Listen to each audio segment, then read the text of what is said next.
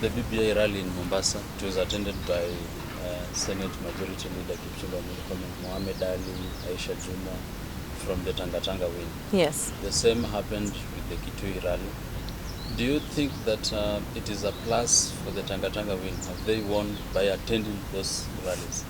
Well, a win or not is something that is hard to say, because Tangatanga has not been very organized when it comes to this BBI. Remember, even way before the report was launched, that we are talking about last year, these were guys who were totally opposed to the process, talking about how it's a waste of taxpayers' money, talking about how they were ready to oppose the report. And then the day when the report came out, the Tangatanga team suddenly changes mind and says, we are going to support this on that particular day. And then a few weeks later or a few days later, you begin to see some confusion within the Tangatanga team, and it became unclear as to whether they were truly supporting the report, whether they were truly supporting the process or not. They then come out and give an issue statement saying how, it's 10 billion shillings is going to be wasted, waste of taxpayers' money, and we are not even sure whether there is 10 billion shillings that had been allocated to the process. And I'm talking about this year, the onset of this year. They talked about how they are going to oppose this, and this is a waste of taxpayers' money. Attending the rally is a waste of taxpayers' money. And then 2 days before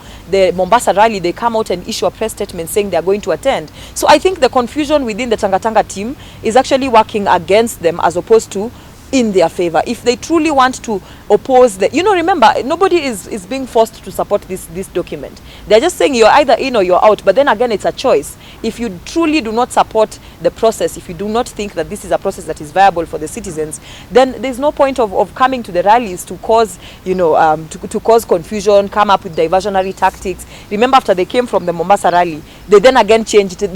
Before the Mombasa rally, they came out and said they are going to support the BBI process, and they are now part of it. Then they come out of Mombasa and they start holding parallel meetings.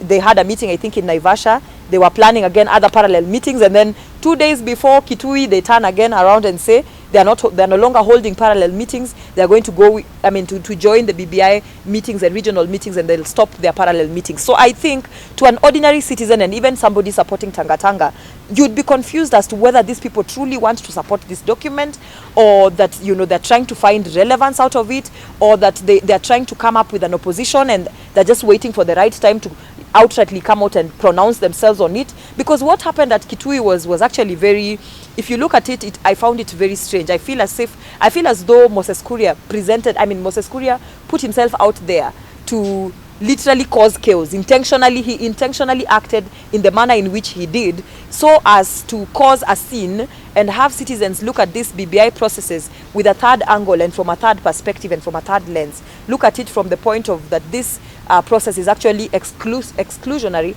as opposed to it being inclusive, and the inclusivity being the intended agenda. So I think if you look at it from a keen eye, them joining the BBI process is actually with a hidden motive, and in my view, it's with a motive to cause chaos at whichever rallies they go to, and have people begin to look at the process and discredit the process and think that we are talking about inclusion, and yet at your rallies all this drama happens, and the drama seems to be targeting Tangatanga members. In Mombasa things seemed to have flowed smoothly. Why the drama in Kitui? And from what I gather, this seemed to have been a protocol issue that what is his name, Moses Kuria, wanted to sit at a position where he had not been designated to sit, and then began hurling insults at the president. And you see, there are two ways to look at it. One could look at it from the point of that Tangatanga is now being attacked at BBI rallies, and therefore the whole agenda of inclusion has been taken out of the BBI process. But then again, there's also another lens within which we can look at it from, which is that Tangatanga is joining the BBI regional rallies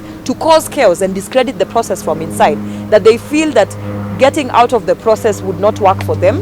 Standing out and outrightly saying we are opposing this would not work for them. And so they are saying, let's get in and destroy the process from inside.